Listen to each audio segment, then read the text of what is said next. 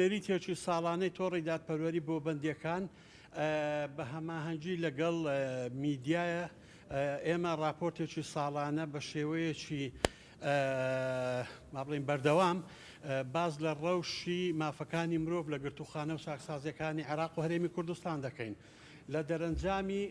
کۆمەڵێک زیارات لە کاتی جیاجیا بۆ شوێنی جیاجیا بۆ ئەوەی بزانین تا چەند ئەو ماف و ئازادیانە کە لە پەیمان نامە نێودەوڵەتیەکان لە دەستور لە یاسابەرکارەکان لە سیستەم و لە بابڕین تعلیمات کە ئیقرار کراوە بۆ ڕاگیرا و بۆ حکومدرا و بزانین تا چەند بە دواداچوونی بۆ دەکرێت و فەراهەم دەکرێت.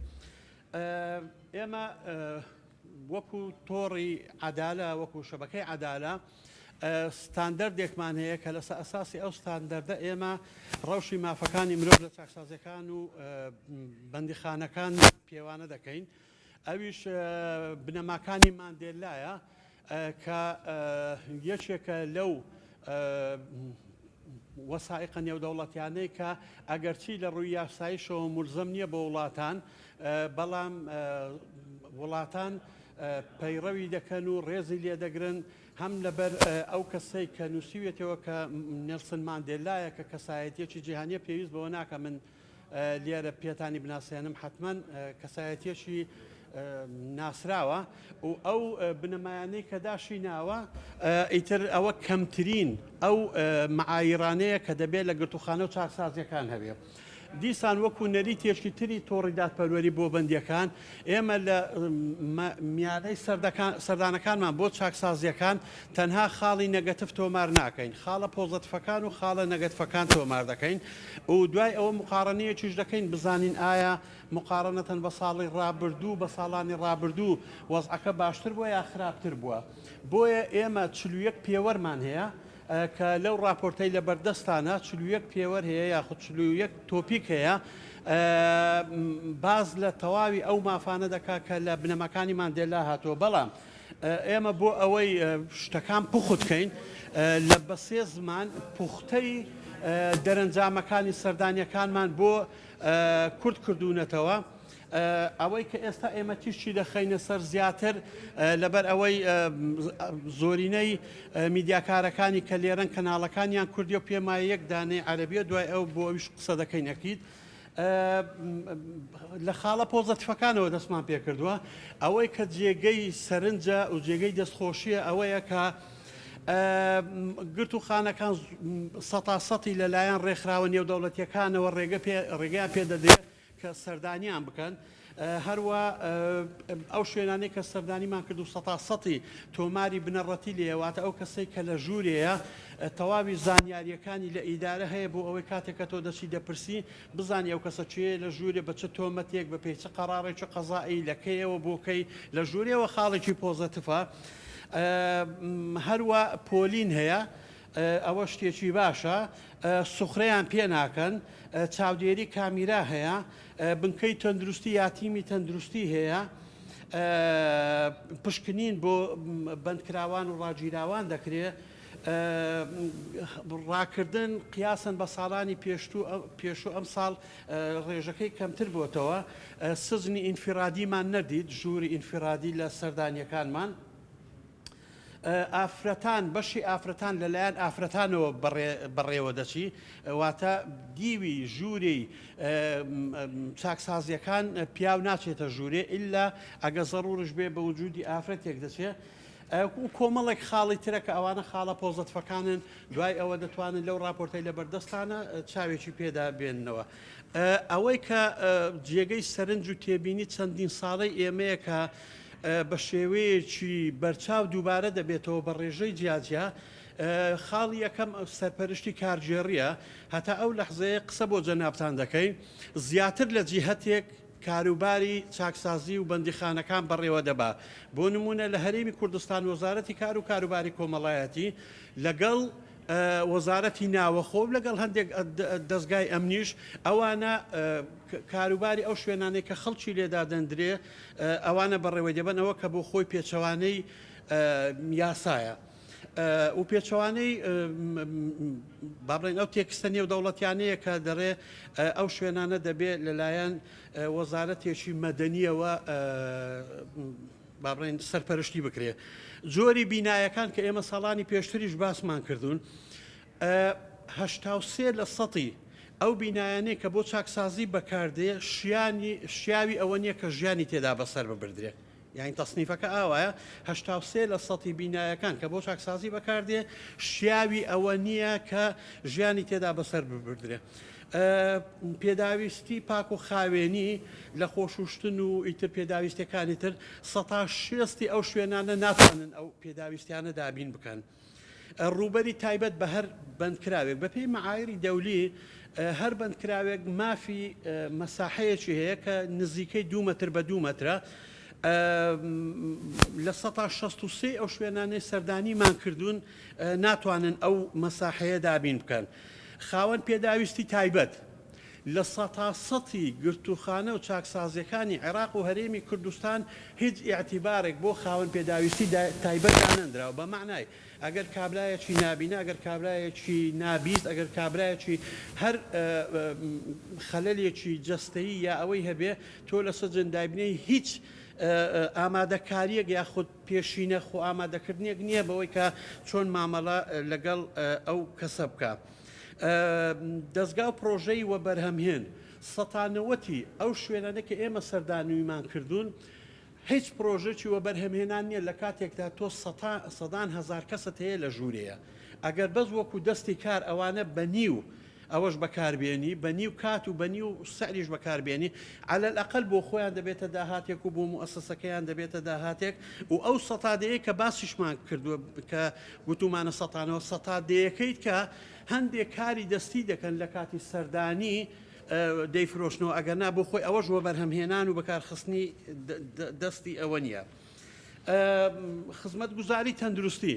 ئێمە گوتمان لە زۆربەی شوێنەکان بنکەی تەندروستی یاخود تیمی تەندروستی هەیە، بەڵام 100% شوێنەکان ناتانێت تەواوی ئەو دا و دەرمانەی کە پێویستە بۆ ئەوانەی کە لە ژوورێن دابینی بکە. ئیتر یا ئەوە تا لە ڕێی ڕێکخراوە نێودەوڵەتەکان یا کەسی خێرخواز یا کۆمەڵێک ڕێکخراوی تری ناوەخۆ داوای یارمەتیان لێ دەکەن بۆ ئەوەی بتوانن ئەو دەرمانانیان بۆ دابین بکەن. 100% شوێنەکان ئەوانەی بە تایبەتی ئەوانەی کە ئافرەتی لێیە 100% ئەو شوێنانە ناتوانێت هیچ خزمەتگوزاریەکی تایبەت طبعا خزمەتگوزاری تەندروستی تایبەت بە حاڵەتەکانی ئافرەت دابین بکە. بۆ خۆتان دەزانن ئافرەتان هەندێک حاڵاتی نەخۆشیان هەیە، هەمووشی لە ناکاوە و لە پڕە و پێویستی بە تەدەخلی خێرا هەیە. 100% ئەو شوێنانی کە سەردانیمان کردوون هیچ خۆ ئامادەکاریەکی تەندروستی و طبی نییە لەو شوێنانە بۆ ڕوبەروبوونەوەی هەر حاڵەتێک لەو حاڵەتانە. 100% ئەو شوێنانەش کە منداڵی لێدا دەندرێ، زۆر جار دەبینن لەگەر هەر کەسێک منداڵێک یادوان هەیە بە تایبەتی دیوی ئافرەتان، هیچ خزمەتگوزاریەکی تەندروستی بۆ ئەو منداڵانە لە مەرکەز سەحیەکان نییە کە لەگەڵ دایکیان و خێزانەکانیان لە سژن. مەوزوعی چارەسەری ئاڵوودەبووان هەتا ئەو لەحزەیە ئێمە قسە لەگەڵ بەڕێستان دەکەین. 189 ئەو موسساتانە تەنها موسسەیەکی عیقابین بەواتای ئەو کەسەی کە لەسەر مادەی هۆشبەر دەگیرێ و دەخرێتە ئەوێ هیچ بەرنمەیەکی دووبارە شیانەوە ئامادەکردنەوە نییە بۆ ئەوەی لە فترەی بەسەربردننی حکومەکەی بخرێتە ژێر بەرنمەیەکی چاکسازی تەندروستی بۆ ئەوەی هەم سوود لە فترەی حکومەکەی وەربگرێ و هەم دروستیش بکرێتەوە جارێککە بۆ ئەوەی نەگەڕێتەوە بۆ بەکارهێنانی مادە هۆشبەرەکان. مەوزوعی چارەسەرکردنی لەواتە و لەشفرۆشی شتێکی یعنی ئەوە حاڵەتێکی طبیە ئەوانەی کە لەواتە دەکەن یاخود لەشفرۆشی دەکەن پێویستیان بە بەرنمەیەکی تەندروستی چڕوپڕ هەیە. لەو کاتێک کە دەخرێنە سزنەوە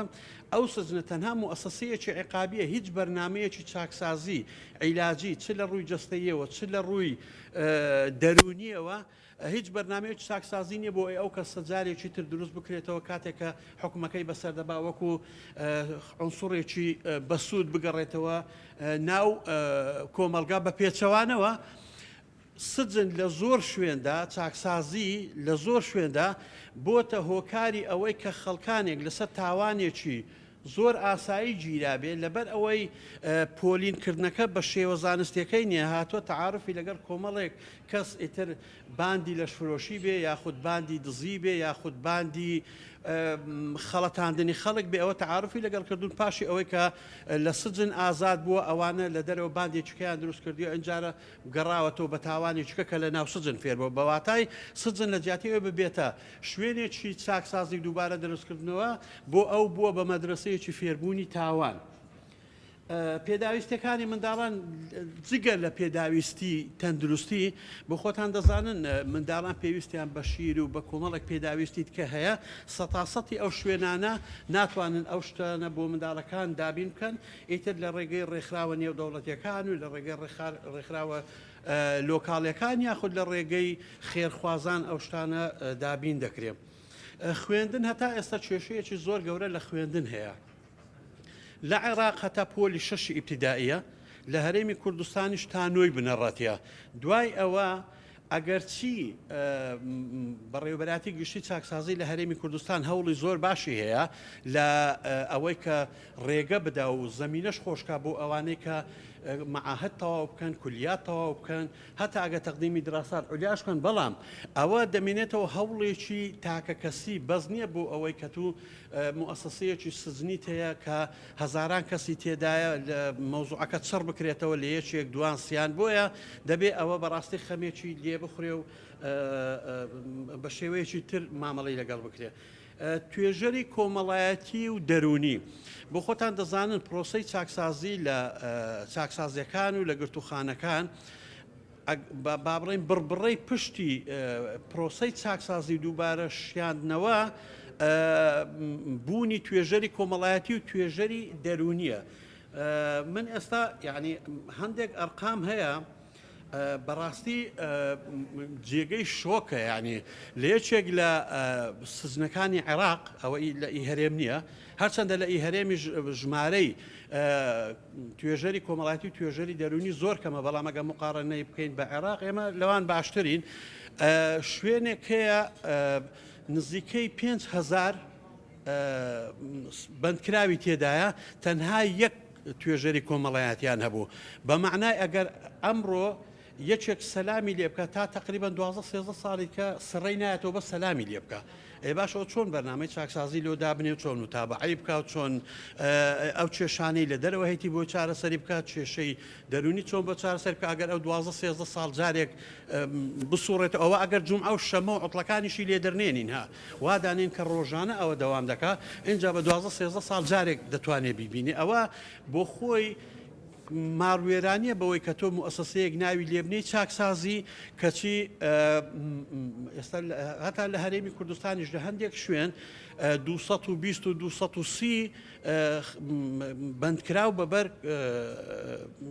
توێژەرێکی کۆمەڵایەتی دەکەوێت بە معنای نزیکەی ساڵێک ینی لە ساڵێک جا یەک جار دەتوانی ئەو ببینی ئەو توێژەرە ئێ باشە پرۆسەی چاکسازی بەوەیەکە خۆی معیارە دەولیەکە ئەوەیە کە هەر توێژەرێکی کۆمەڵایەتی دەرونی نابێت لە دەکەس زیاتر ببینی بۆی بتوانێت بە شێوەیەکی بەردەوام ببینی باشە تو ئەگە توێژەر ساڵی جارێک ئەو کەسە ببینێ چۆن دەتوانێت پرۆسەی چاکسازی بۆ دابڕێژێت. ئەشکەنجەدان کە یەکێکە لە گەرمترین ئەو بابەتانی کە بە تایبەتی بەو دواییە چ لە ڕێگەی تۆڕە کۆمەڵایەتیەکان چ لە ڕێگەی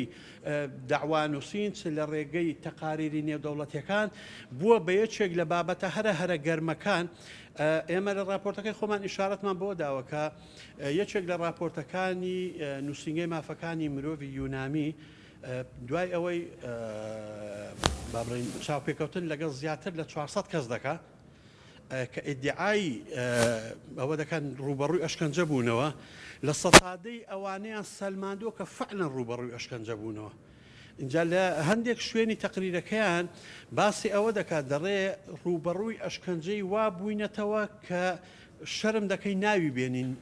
نەوعی ئەشکەنجەکە چییە. ئەوە لەلایەکی کەیشەوە ئەگەر هەر کاتێک بچن سەردانی گرتوخانە و چاکسازیەکان بکەن زۆربەی هەرە زۆری باز لەوە دەکات کە لە فترەی تحقیق ڕوبەڕووی ئەشکەنجە بۆتەوە ڕوبەڕووی ترس و تۆقااندن و هەڕەشە بۆتەوە ئاخر شتیشی بەداخەوە کە قەزا بە هەندوەری نەگرت ئەوە بوو کە ئەو برادرانەی بادینان کە لەبەردا چاوی دادوەری تحقیق عددێکی زۆریان ینی گوتیان ئێمە ڕوبەڕووی ئەشکەنجە بووینێتەوە ڕوبەڕووی تهدید و هەڕەشەی ناموس ئەوانە بووینێتەوە ئەوانە بەڵام بەداخەوە محکەمە هەڕەشەکەی بە ئەوەندە وەرنەگرت ئەوەش بۆ خۆی جێگەی پرسیار و جێگەی نیگەرانی ناوەخۆنی و دەوڵەتیە بەوەی کە چکە بۆ خۆی بەپێی سیاقات مەفروض وایە هەر بەڵگەیەک لە ڕێگەی ئەشکەنجەوە وەربگیرێ دەبێت لا ببردرێ و دەبێت تحقیقات ڕابگیرێ بۆ ئەوەی دڵنیابین لە دروستی ئەو ئیدعایی کە دەیکا ئەگەر ئیدعایەکەی ڕاست بوو ئەوە ئەو کاتە هەمووی ئەو مەلەفە لا دەبردرێ سەر لە نوێ تحقیق دەست پێ دەکات.